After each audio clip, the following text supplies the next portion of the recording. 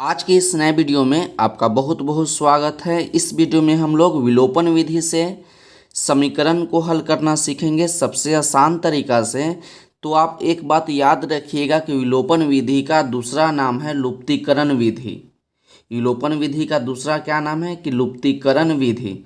यदि आपको रैखिक समीकरण दे देगा और बोलेगा कि विलोपन विधि से हल करें, या रैखिक समीकरण दे देगा और बोलेगा कि लुप्तीकरण विधि से हल करें, तो आप हमेशा याद रखिएगा कि विलोपन विधि और लुप्तीकरण विधि जो है एक ही है। अब चलिए हम लोग प्रश्न को सॉल्व करते हैं। प्रश्न को सॉल्व करने से पहले आप इसका मतलब समझिए कि लुप्तीकरण मतलब क्या होता है। पढ़ने से ही लग रहा है कि लुप्तीकरण लुप्तीकरण मतलब लुप्त कर देना। लुप्त मतलब क्या होता है? गायब कर देना। अब आप सोचिएगा कि हम लोग क्या गायब करेंगे। तो हम लोग क्या करेंगे कि जो समीकरण दिया गया है इसमें से हम लोग x को गायब कर देंगे तो y का मान मिल जाएगा। जब हम लोग y को गायब कर देंगे तो x का मान मिल जाएगा। आपके मन के ऊपर है कि आप x को गायब करना चाहते हैं कि y का गायब करना चाहते हैं। x को गायब कीजिएगा तो y का मान मिलेगा और y को गायब कीजिएगा तो x का मान मिलेगा। अब चलिए इसको हल करते हैं। तो जब भी आपको समीकरण दे देगा तो सबसे पहला काम करना है कि समीकरण को लिख लेना है। इसमें 1 2 नहीं लिखा रहेगा, हमें गलती से लिखा गया है।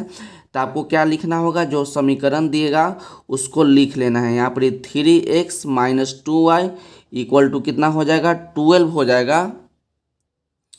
पहला समीकरण आपका है कि 3x माइनस 2y बराबर 12, तो इसको मान लेंगे हम लोग समीकरण 1।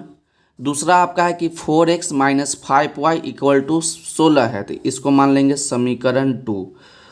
पहला काम क्या करना है कि समीकरण को लिख लेना है और समीकरण को नाम दे देना है कि ये आपका पहला समीकरण है और ये वाला आपका दूसरा समीकरण है। उसके बाद क्या करना है कि आपका मन है तो x को गायब कर दीजिए और आपका मन है तो y को गायब कर दीजिए।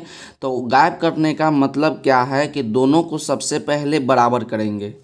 दोनों संख्या को क्या करेंगे? बराबर करेंगे और उसके बाद एक संख्या प्लस में होना चाहिए और दूसरा संख्या माइनस में होना चाहिए, तभी वह संख्या गायब होगा। गायब होने का क्या कंडीशन है कि दोनों संख्या आपस में बराबर होना चाहिए और एक संख्या प्लस में होना चाहिए और दूसरा संख्या माइनस में होना चाहिए। तो चलिए हम लोग इस प्रश्न में क्या करते हैं कि y को गायब कर देते हैं। आपका मन होगा तो x को भी गायब कर दीजिएगा। तो देखिए y को हम लोग बराबर करेंगे। तो समीकरण 1 में देख रहे हैं कि y के बगल में कितना है? y के बगल में 2 है, तो इस 2 से हम लोग क्या करेंगे? समीकरण 2 में गुना कर लेंगे। समीकरण 2 में गुना कर लेंगे। अब समीकरण 2 को देखिए। समीकरण 2 में देख रहे हैं कि y के बगल में कितना है? 5 है, तो इस 5 से हम लोग समीकरण 1 में गुना कर लेंगे। अब हमेशा याद रखिए कि y को गायब करेंगे तो y के बगल के अंक को देखेंगे और ऊपर वाला से हम लोग नीचे वाला में गुना करेंगे और नीचे वाला से हम लोग ऊपर वाला में गुना करेंगे। अब देखिए इतना हो गया। उसके बाद क्या करेंगे? इस अंक से 5 से हम इसमें भी गुना करेंगे, इसमें भी गुना करेंगे और इसमें भी गुना करेंगे। उसी प्रकार 2 से इसमें गुना होगा, इसमें गुना और इसमें गुना होगा। तो सबसे पहले हमने क्या किया? समीकरण 1 में 5 से गुना किया और समीकरण में 2 से गुना किया। तो इसको लिख देते हैं कि समीकरण 1 में 5 से गुना तथा समीकरण 2 में 2 से गुना करने पर क्या लिखा कि समीकरण 1 में 5 से गुना करने पर और समीकरण 2 में 2 से गुना करने पर। उसका गुना करके लिखिए। 5 से हम लोग 3 में गुना करेंगे तो आपका हो जाएगा 15x, माइनस है तो माइनस लिखेंगे। 2 को गुना करेंगे 5 में तो आपका हो जाएगा 10y बराबर 12 में 5 से गुना करेंगे तो आपका 60 हो जाएगा। उसके बाद हम लोग क्या करेंगे? समीकरण 1 हो गया, समीकरण 2 हो गया, इसको मान लेंगे हम लोग समीकरण 3। अब क्या करते हैं? इस 2 से हम लोग इसमें गुना करेंगे, इसमें गुना करेंगे और इसमें गुना करेंगे। तो 4 से जब हम लोग 2 में गुना करेंगे तो आपका हो जाएगा 8x, माइनस है तो माइनस लिखिए। 5 को 2 से गुना करेंगे तो आपका 10y हो जाएगा इक्वल टू 16 में 2 से गुना करेंगे तो आपका 32 हो जाएगा। तो ये आपका हो जाएगा समीकरण 4। समीकरण क्या होगा, समीकरण 4 हो जाएगा।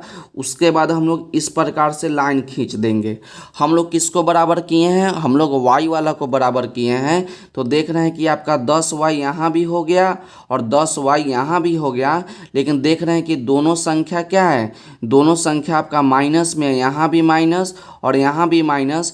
यदि यहाँ माइनस रहेगा तो हमको इसको प्लस कर देंगे, यदि माइनस रहेगा तो प्लस कर देंगे। इस संख्या प्लस में है तो माइनस कर दीजिए, प्लस में है तो माइनस कर दीजिए।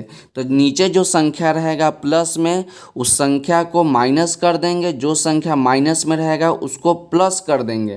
तो यहाँ पर हमने क्या किया कि माइनस में था तो प्लस में कर दिए। तो इस पे ध्यान देना है, हम लोग y वाला को बराबर कर रहे हैं तो क्या लिखे, जोड़ लिखे। तो यहाँ लिखेंगे जोड़ने पर, क्या लिख देंगे, जोड़ने पर। इस प्रकार से आपको लिखना होगा कि जोड़ने पर। तो आपका हो जाएगा माइनस में 10y और अब आपका हो गया प्लस में 10y। तो आपका ये कट जाएगा तो ऊपर क्या बचा, ऊपर बच गया आपका 15x और आपका 8x जो था माइनस में हो गया और 10y आपका प्लस में हो गया और 32 आपका माइनस में हो गया। तो 15x माइनस में आपका 8x हो जाएगा इक्वल टू, यहाँ पर 60 है तो 60 लिखिए। अब माइनस में आपका कितना हो गया, माइनस में आपका हो गया 32। तो माइनस में आप 32 लिखिए। अब इसको घटाइए, 15x माइनस में 8x तक घटाइएगा तो आपका हो जाएगा 7x इक्वल टू 60 में से 32 घटाइएगा तो आपका हो जाएगा 10 में से 2 गया 8 और 5 में से 3 जाएगा आपका 2। तो x का मान निकालिए तो x इक्वल टू हो जाएगा 28 और 7 को हटाएंगे तो आपका भाग में चला आएगा। तो 7 से 28 कई बार में कट जाएगा, आपका कट जाएगा 4 बार में। तो x का कितना मान आ गया, x का मान आपका आ गया 4। अब आपको मान निकालना है y का। तो इस x का जो मान आ गया ये आप समीकरण 1 में भी y का जो x का आपका मान आया इस मान को समीकरण 1 में रख देंगे। तो आप x का जो मान आया समीकरण 1 में रख देंगे x के जगह पे तो y का मान मिल जाएगा। यदि आपका मान है तो समीकरण 2 में x का मान रख दीजिए और y का मान मिल जाएगा। तो हम लोग क्या करते हैं, समीकरण 1 में x का मान रख देते हैं और y का मान निकाल लेते हैं। तो लिखेंगे समीकरण 1 से, लिखेंगे क्या, समीकरण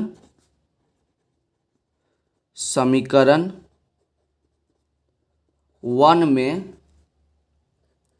x का मान रखने पर। तो समीकरण 1 आपका क्या है, समीकरण 1 आपका है कि 3x क्या है कि 3x minus 2y equal to 12।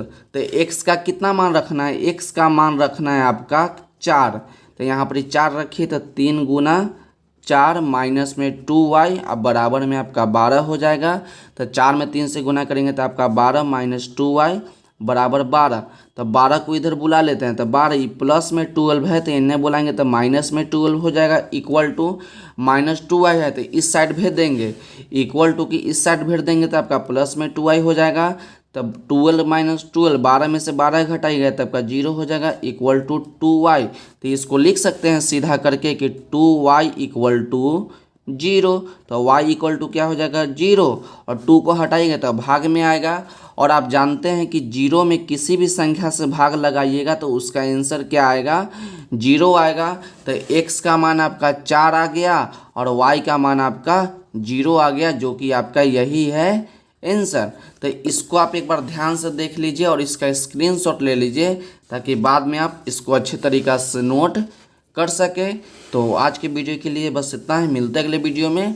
यदि वीडियो अच्छा लगा हो तो वीडियो को लाइक कीजिएगा और चैनल पर नए हैं तो चैनल को सब्सक्राइब कीजिएगा।